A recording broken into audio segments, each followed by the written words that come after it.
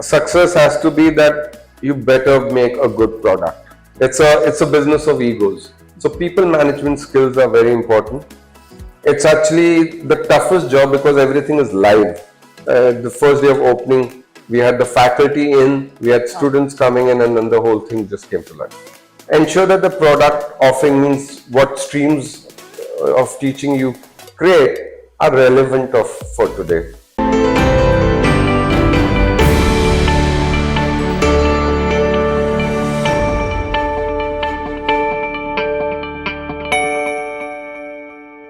Hello and welcome back to the latest episode of GIBS IRE Talks podcast, powered by GIBS Business School, where innovation meets inspiration. I'm sure all of you will agree with me on this. Most of our times, we like to entertain ourselves with sports. We watch multiple kinds of sports day in and day out.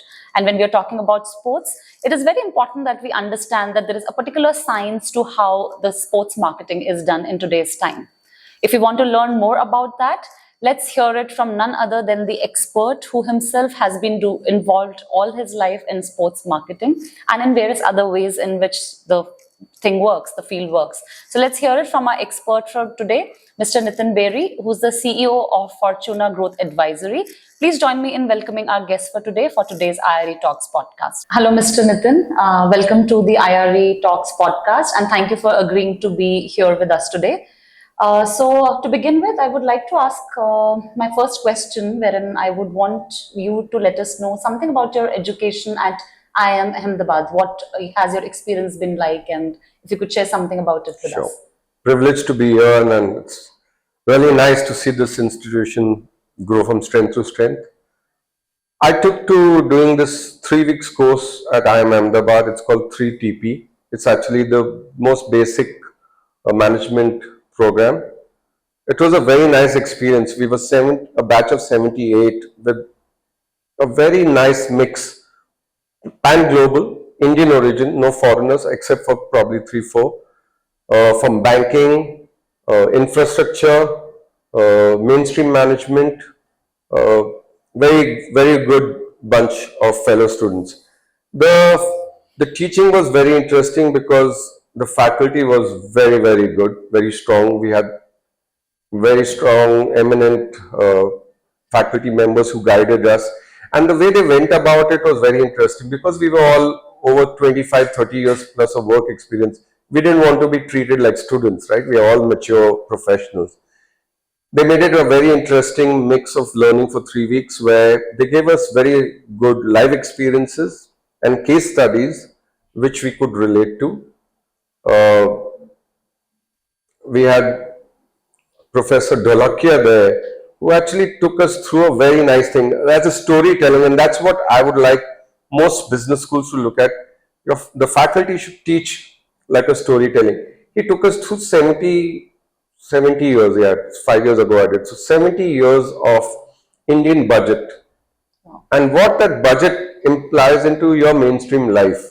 Now that as a citizen of this country or anybody, I would relate to. If I would just understand what happened in the budget, I have no connection, right? I'm not a finance student. But when he made us understand how it relates to in our daily lives, we took notes, so much so, we put pressure on the institute, that's IIM Ahmedabad, to remove certain electives, and he was supposed to teach only one. We made him do 5, and we said, when we pass out, our passing out ceremony, he has to be the guest of honor. My God, very nice. So what it shows is that the way of teaching and what you teach is most important for any profession. Yeah, agree, absolutely. And I think because the way you were taught, even today, you remember the professor's name and you remember his teaching. For me, he became my guru for that 3 weeks, but he's guru for life.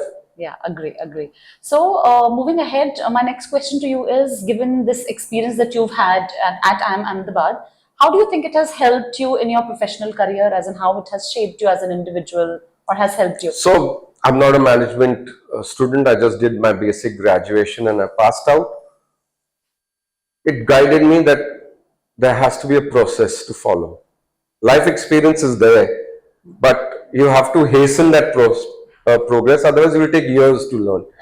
That helped me to follow a process of thinking, prioritizing what to do in my business.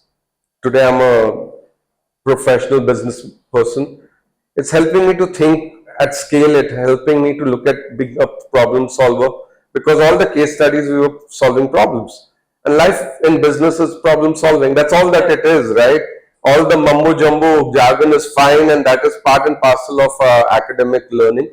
But it's basic critical thinking and problem solving, and that's what I learned. Exactly. And what comes your way may not be something that you've been taught probably at an institution, but yes, how to look at a problem Yes. is probably what helps. And I learned to engage without being shy of interacting with the banker. Otherwise, you don't want to go and meet a banker. Yeah. But I was happy to meet a banker, happy to meet an infrastructure specialist. You learn. You learn that. Yeah, agree. So that networking was very good. Yeah, that's great. So I move on to my next question for you. Could you share with us your experience with the advertising industry? So how it has been with Percept DMark? How was your experience Well, there? it was my first job, my career, and I've had the best years of my life there. We took on challenges head on and we never feared. We were fearless, so much so that the big agencies up, which were much larger, used to fear seeing my presence and they used to say, Percept wala aa gaya. Because we were always thinking out of the box. We were a small agency, very hungry to grow, and we grew very fast. We took on every challenge and we solved it and we made a mark in the industry. I mean, I'm not wanting to brag in the podcast my resume, but everything that I did was unique, large, scaled, and it was an experience. That's great. So, could you share with us what are the kind of skills that you think are necessary to be successful in the advertising industry? Very important is to gain insight of your customer's consumer. If you do not understand him or her, you are not doing justice. For that, you should not do anything at a desk job. Go on the streets, go into the retail ecosystem, the sales ecosystem, the distribution ecosystem, the manufacturing ecosystem of the client and understand. If you don't understand that, you can't communicate because end of the day, you're communicating a process and the end product that the client is producing or making or creating in the service sector. So you must really go and understand the customer's customer. Yeah, so that the communication can be customer's better. customer. Customer, agree. So that the communication can be better with them. Otherwise, you've not served your customer. Not at all. And we all have to realize it's always the customer who pays your bills and your salary. If you do not, then you miss the bus. Yeah, agree. So could you also share with us something about your experience with Reliance Big Entertainment, given the kind of... it was a very nice experience. That time it was a startup because I joined in 2006 when it was just formed. Very ambitious endeavors were there. What I learned at Reliance was how to think scale, how to think global. Everything was global. You could never enter a meeting without a global perspective brought into that meeting. And the diktat was global practices for local bigness. Government. And that's what was very, very important. There again, I did the biggest and the best opportunities. It was a white canvas. You build what you can and present it to the management. Mr. Ambani was a celebrity industrialist. So I had the privilege of interacting with him in person. It was a very nice interaction with him too. It's a different thing that the group changed course.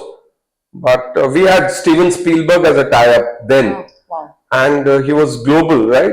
But we were thinking always global to localize everything global. Yeah, and I think that is what probably helps you become better in what you're doing within your own, environment. I'm fearless today. I never get scared if you ask.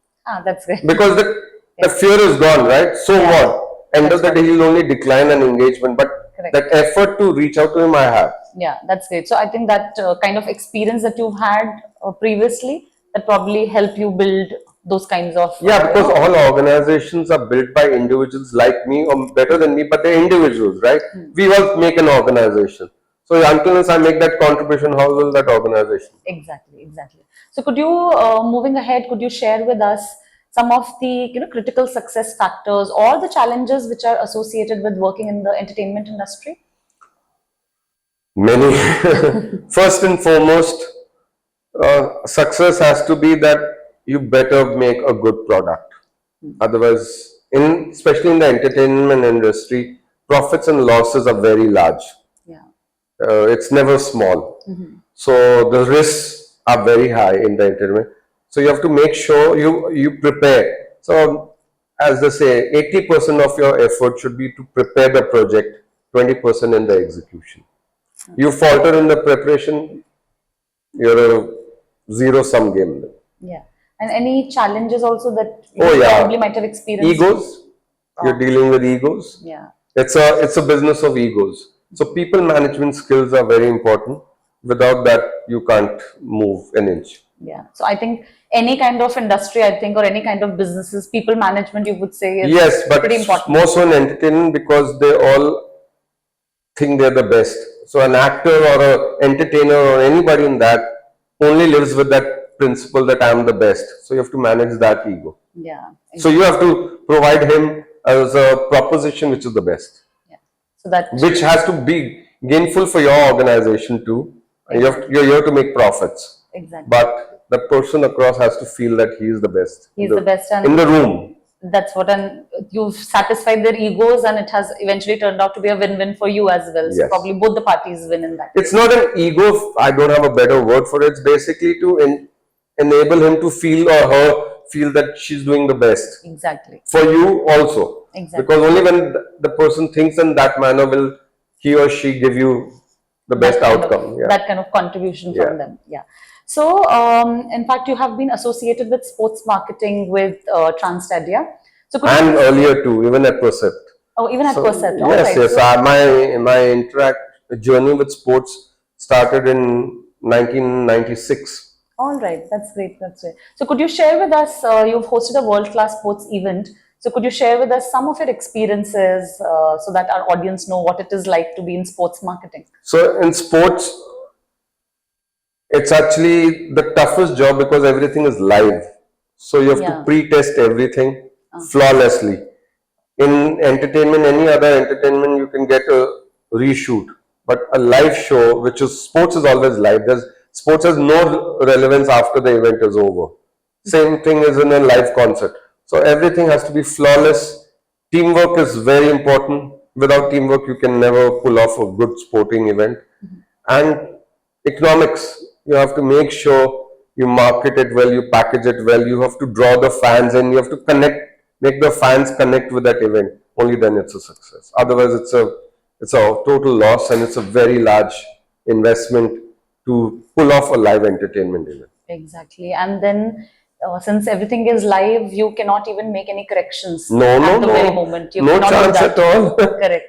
You don't get a second to go wrong. Yeah. So everything has to be very meticulously planned. And planned. it's what would I say, your faults are noticed globally. Globally, it will be noticed. And then it's on the web, it's all over the place anyway. Yes. It becomes available everywhere. So, You don't get a second chance in life. exactly. You will not get a second event from the participants or from the client.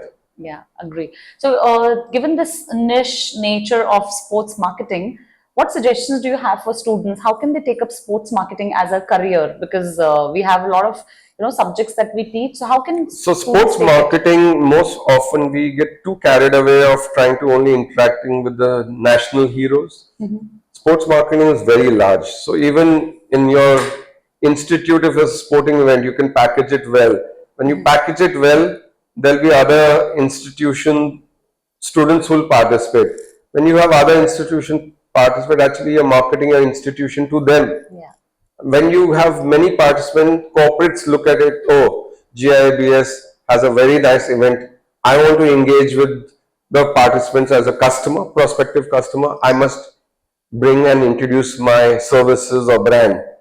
And then sponsorship happens. Once sponsorship happens, that ecosystem evolves. From there, you evolve to the next stage. You do something in a district level sporting event or a state level. From there, you go national and international. Scales are very different for each. Size of investment and size of returns are very different. But it's a very, very, I would say, fulfilling. Very fulfilling. And the adrenaline rush you get in a sporting event is massive. You're emotions are at the highest level in a sporting event. All right. Could you also share with us something about your experience of setting up Transtedia University in Ahmedabad? Transtedia University was conceptualized during COVID. Everything was shut. We have a very large world-class stadium in Ahmedabad. Now we looked at it that live events will take time. The government regulations didn't allow live events to go. We said we must pivot and add more revenue streams. And we said the biggest revenue stream that can be brought in to a stadium is higher education. So we said we must give students an experience of a stadium that enhances the student life and also provide higher education, because everything is live, right? We have hospitality, we have a kitchen because we have many services that were there. We have rooms in the stadium, we have a football field, we have halls, we have everything was there. All we needed to do was create an ecosystem for students and faculty to come in. So we started conceptualizing that from ground zero. We designed the project during the COVID when everything was shut, and we started applying for all the approvals and regulation compliances that was required during the COVID stage. As soon as it got ready, the first day of opening, we had the faculty in, we had students coming in, and then the whole thing just came to life. That's great. That's great. So, if you could share with our viewers some suggestions that you may have about how, if somebody wants to start, a university of their own, any, like you've shared your experience of Transtedia University as well. If you could share with our viewers how they can set up and what are the nuances involved and any suggestions that you may have. So, having standalone institutes is different. Opening a university, you need a big heart. Because without the infrastructure, you can't have a university. It's a very competitive sector today. There are a lot of big players who have entered. Those big players had the capital wherewithal to open an institute. You must have that. And the other thing is withholding power. You should always design a project, including higher education, where suppose there's no student means no revenue for at least a minimum of 2 years. The university is alive, means the faculty is not let go, because the faculty should start preparing continuously that when the first student comes, the student gets the best world-class education. So the management has to always be ready for any eventuality in business. Higher education is also like any other business. Eventually it's a business, right? Correct. Because you pay salaries, you need revenues. Correct. So you must prepare yourself for it. Have the best product offering, ensure that the product offering means what streams of teaching you create are relevant for today. We cannot look back what was prevailing in the past. We have to look ahead. Higher education, you're preparing a student's career life for a journey ahead. So your planning should be for the next decade. Okay. And having a very long-term vision, not a short-term vision. Only then you should think of opening a university. Exactly. And since we're talking about a university, probably understanding your ecosystem, seeing how things are changing, and it's very what kind of rapidly courses- changing. It's a huge opportunity because transforming higher education is a necessity for this country to progress. Exactly. And I'm sorry to say, but many institutions are lacking, and there's room for growth. Huge room for growth. Huge room for growth for them. So thank you so much, Mr. Nitin, for this insightful discussion that we had today. And thank you for agreeing to be with us Our for pleasure. the podcast. Thank you so much. Thank you. So I hope with this, our learners and our viewers had a very engaging session today. So I'll hope to meet you all very soon again with our next IRE Talks podcast powered by GIBS Business School. So please don't forget to like, share and subscribe to our channel @GIBS Business School, @GIBS IRE Talks podcast. Please do follow us on all our social media handles so that you are updated with all the news and all the updates regularly. This is your host, Dr. Pallavi Vyas, signing off for today so that we can meet very soon in another channel in the GIBS IRE Talks podcast, powered by GIBS Business School, where innovation meets inspiration.